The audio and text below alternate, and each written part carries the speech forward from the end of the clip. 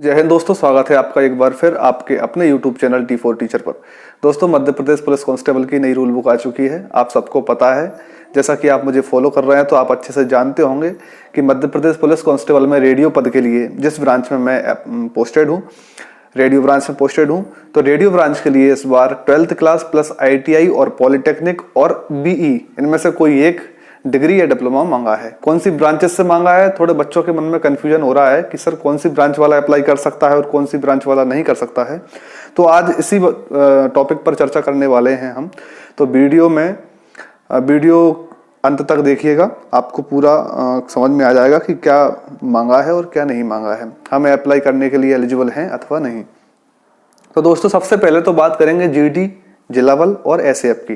तो दोस्तों, पहले भी 10th क्लास पास मांगते थे, इस बार भी उसमें 10th क्लास पास मांगा है। यदि आप 10th क्लास की मार्कशीट है आपके पास तो आप SAF GD जिलावल इनमें अप्लाई करने के लिए एलिजिबल हैं, पात्र हैं, आप उसमें अप्लाई कर सकते हैं। अब बात करेंगे आरक्षक रेडियो के लिए। तो दोस्तों, आरक्षक रेडियो जब मैं भर्ती हुआ था तो आरक्षक रेडियो में 10th क्लास की मार्कशीट सिर्फ मांगते थे। हालांकि मेरे पास PG उस टाइम पे भी था, परंतु 10th क्लास की मिनिमम मार्कशीट की रिक्वायरमेंट रहती थी। अब उसको बढ़ा के दोस्तों 12th क्लास कर दिया है। साथ ही साथ ITI या पॉलिटेक्निक या BE डिग्री, समझ रहे हैं आप, ITI डिप्लोमा या पॉलिटेक्निक डिप्लोमा या फिर BE यानी बैचलर ऑफ इंजीनियरिंग की डिग्री, इनमें से तीन में से कोई एक चीज होना अनिवार्य कर दिया गया है। कौन सी ब्रांचेस से? तो इलेक्ट्रॉनिक और इलेक्ट्रिकल से संबंधित ब्रांचों से ही उसमें आप अप्लाई कर सकते हैं। अब डिटेल में मैं आपको बताऊंगा कि कौन कौन सी ब्रांच उसमें आती हैं। इसके अलावा एक और चीज मांगी है, वो हम इसके बाद चर्चा करेंगे। फिलहाल हम समझ लेते हैं कि कौन कौन सी ब्रांच वाला अप्लाई कर सकता है। सबसे पहले ITI में देख लीजिए। ITI दोस्तों दो तरह की होती है, NCVT और SCVT। ठीक है, तो जो NCVT होती है नेशनल लेवल की, उसका भी पात्र रहेगा और SCVT वाला भी कैंडिडेट उसमें एलिजिबल रहेगा। अब ब्रांचेस की बात करते हैं। सबसे पहले electronics, computer, instrument, information technology, telecommunication, इनमें से किसी एक पाठ्यक्रम में उत्तीर्ण होना चाहिए। दोस्तों, अब एक बार फिर रिपीट कर रहा हूं, ITI में यदि आपके पास इलेक्ट्रॉनिक या कंप्यूटर या इंस्ट्रूमेंट या फिर इंफॉर्मेशन टेक्नोलॉजी या फिर टेलीकम्युनिकेशन, इनमें से एक किसी सब्जेक्ट के साथ भी यदि आप उत्तीर्ण हैं, आपके कोर्स में रहा है मेन सब्जेक्ट के रूप में, तो दोस्तों आप इसकी रेडियो की पोस्ट के लिए एलिजिबल हैं, आप अप्लाई कर सकते हैं। तो अब अपन बात कर लेते हैं पॉलिटेक्निक डिप्लोमा की। तो पॉलिटेक्निक डिप्लोमा में भी electronic, computer, instrument, information technology, electrical, electronic and telecommunication, instrumentation, computer science और इंफॉर्मेशन टेक्नोलॉजी, इनमें से किसी भी सब्जेक्ट के साथ यदि आपने मुख्य सब्जेक्ट के रूप में पढ़ाई की है तो आप इसके लिए एलिजिबल हैं। अब बात करेंगे दोस्तों BE, बैचलर ऑफ इंजीनियरिंग में आपके पास कौन कौन सी ब्रांचेस का होना या कौन कौन सी आपकी ब्रांच में कौन कौन से सब्जेक्ट का होना जरूरी था, वो मैं आपको बता देता हूं।